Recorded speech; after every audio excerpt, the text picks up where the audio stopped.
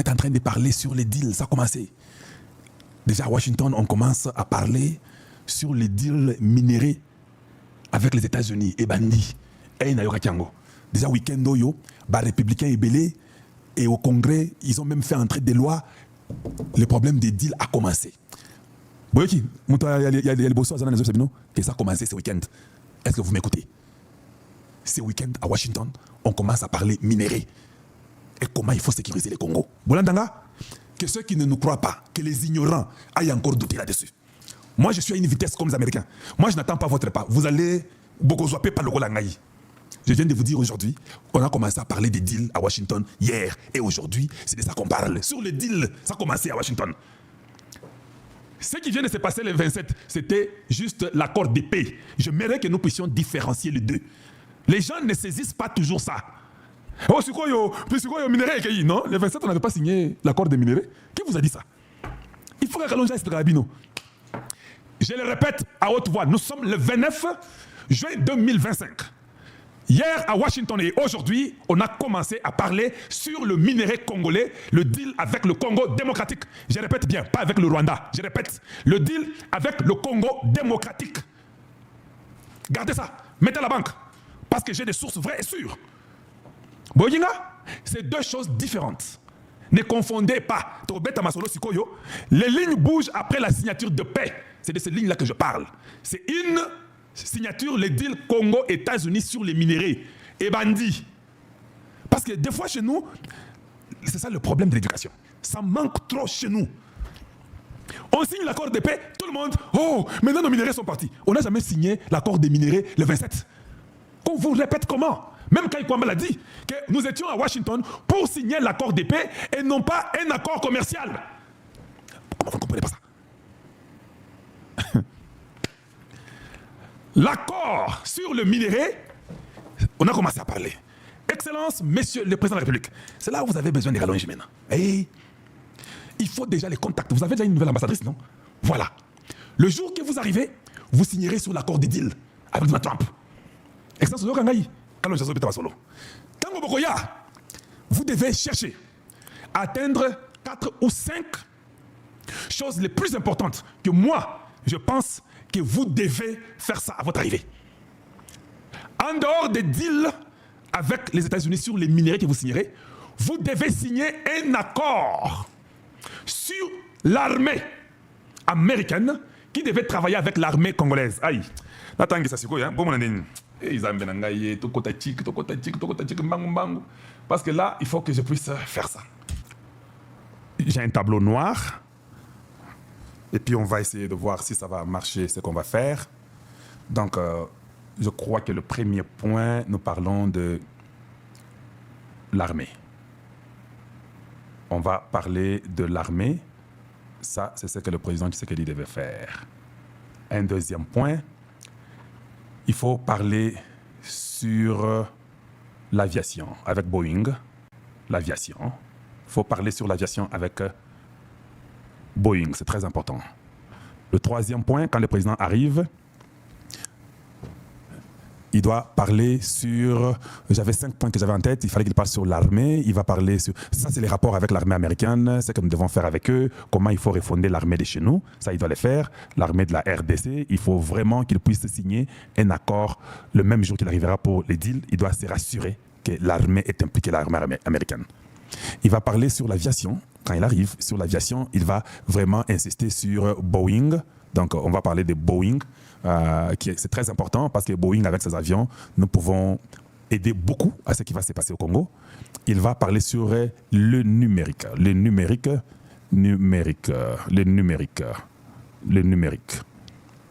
Ça, il doit ça c'est N, hein? Donc des fois quand nous écrivons, des fois notre écriture n'est pas très bonne, c'est comme ça qu'on nous habitue à l'hôpital. Donc et puis le numérique est très important parce que le numérique va beaucoup nous aider, ça va focaliser surtout sur la lutte contre la corruption, la lutte contre la corruption, Je crois que corruption a 2 R, c'est ce que je pense. Corruption. Donc voilà, c'est ce que je pense. La lutte contre la corruption. Le quatrième point, quand le président Tshisekedi arrive à Washington, c'est très très important.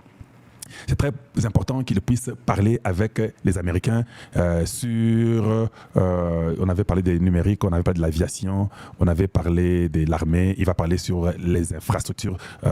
Ici, les infrastructures, il y a beaucoup qui est impliqué, mais par exemple, les routes et consorts. Donc, on va parler des infrastructures. Infrastructure, je pense quelque chose comme ça. Donc, ne suivez pas mon français, il est très mauvais, hein, avec ça à la fin, je crois. Et puis, le cinquième point. Parce que les infrastructures ici, c'est dans plusieurs domaines. Hein. Pourquoi je n'ai pas mis seulement les routes? Vous pouvez parler des routes, vous pouvez parler de l'agriculture, dans ces mêmes choses ici. Vous pouvez parler de l'agriculture, vous pouvez parler tout ce qui concerne... élevage, toute autre chose. Dans les domaines d'infrastructure, il y a beaucoup de choses. Il n'y a pas que les routes. Vous pouvez parler de l'électricité, c'est toujours dans les infrastructures. Donc moi, je vois ça comme étant un truc très très long, en dehors de l'électricité et consorts. Mais l'électricité, je considère ça aussi comme étant un point très important, mais c'est toujours dans les infrastructures. Parce que l'électricité, si vous voulez aller avec vos trucs d'industrie, l'industrie ne peut pas travailler sans l'électricité. Donc voilà pourquoi j'ai mis ça tout dans les infrastructures. Donc ça fait partie, c'était un grand domaine important. Donc le président Tshisekedi devrait essayer de convaincre les Américains pour les incorporer dans un partenariat des infrastructures avec le Congo. Parce que dans ces infrastructures là-bas, ils vont nous parler sur les routes, ils vont parler sur l'agriculture, c'est comme ça que j'écris moi souvent. L'agriculture, les routes, et c'est toujours important, les routes avec S. Donc c'est très important dans les infrastructures. Pourquoi j'ai séparé les numériques avec les infrastructures? Les numériques aussi peuvent être impliqués dans les infrastructures, mais je pensais qu'il fallait séparer du numérique parce que le Congo est très moins développé. Alors, si vous mettez les numériques, une structure qui est très bonne sur les numériques, ça va nous aider même à créer les banques congolaises parce que nous n'avons pas de banques. Mais avec les numériques, les banques, ça sera très facile, les banques agricoles, les banques de développement, et puis beaucoup d'autres choses peuvent venir, plusieurs sortes de banques. Vous pouvez mettre beaucoup de points sur les banques que vous voulez, plusieurs sortes de banques. Là, ce n'est pas les moments pour en parler, mais... ça sont les 4 points très importants. Et puis, n'oubliez jamais, dans tout ce que vous allez faire, même si vous dites ça, vous devez toujours parler d'un partenariat privilégié. Donc, vous devez toujours parler d'un partenariat privilégié que les États-Unis considèrent le Congo comme étant des amis en Afrique. Regardez sur leur accord avec Israël. Si vous allez sur l'accord avec Israël, vous allez comprendre ce que je vais dire. C'est-à-dire que si un pays attaque le Congo, c'est comme l'OTAN avec l'Europe. Les États-Unis doivent se sentir menacés pour sa sécurité en Europe. Vous comprenez? Alors, je pensais que nous puissions parler de ce partenariat-là privilégié avec les États-Unis, ou si le Congo est menacé par sa sécurité nationale, les États-Unis ont le plein droit de répliquer à la personne qui a touché le Congo. Si un jour la Russie ou la Chine ou je ne sais pas, le Japon, la Corée, la France, l'Angleterre, n'importe qui, l'Allemagne, vous voulez nous attaquer, ou les États-Unis créent une paix entre nous avec eux, ou les États-Unis doivent être de notre côté. Parce que vous avez toujours vu Israël, même s'il y a un problème avec l'Europe, les États-Unis soutiennent toujours Israël, ils abandonnent l'Europe malgré qu'ils ont les trucs d'OTAN. Donc nous devons faire un partenariat très stratégique. Ces points ici peuvent être utilisés par les conseillers du président. Vous pouvez utiliser ça, ce n'est pas un problème. Nous sommes tous Congolais et nous voulons vraiment la paix pour le Congo. Voilà les 5 points que le président Tshisekedi devrait amener. Je dis bien qu'il devrait amener quand il va venir à Washington. C'est très important qu'il amène ce point ici pour le Congo. S'il n'amène pas ça, je pense que nous aurons perdu beaucoup. Parce que quand vous signez sur l'accord des minéraux, vous devez déjà être sûr que votre signature reste. Quand tu commences à vouloir ajouter des choses, ça peut ne pas arriver. Il faut toujours profiter de l'occasion, rapidement, les faire présentement. Voilà les 5 points que j'ai trouvés les plus importants qu'il faudrait faire. L'armée, pourquoi? Parce que nous, on n'a pas d'armée.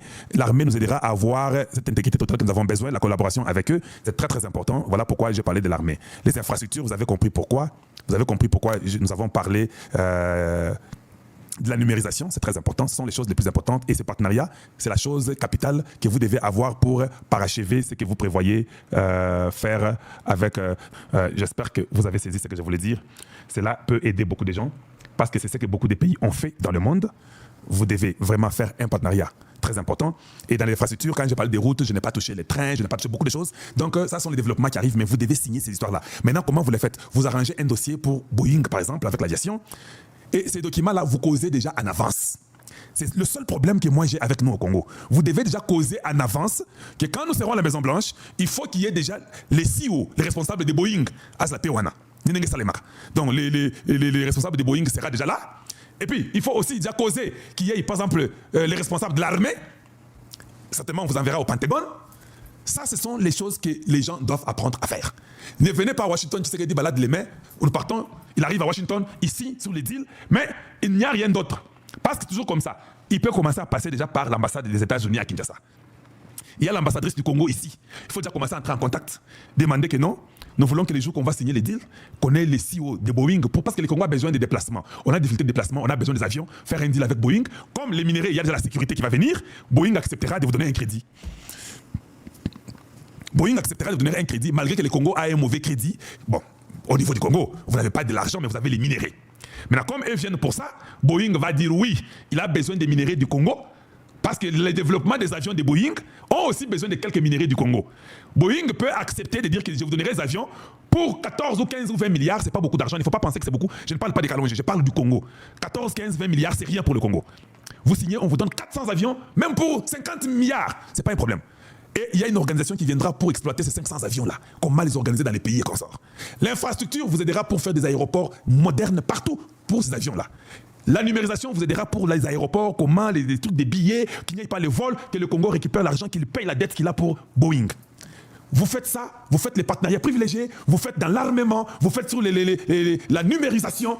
Il y a des bons ingénieurs, ils vont travailler les ingénieurs congolais, mais ils sont américains, pour vous mettre une numérisation très avancée.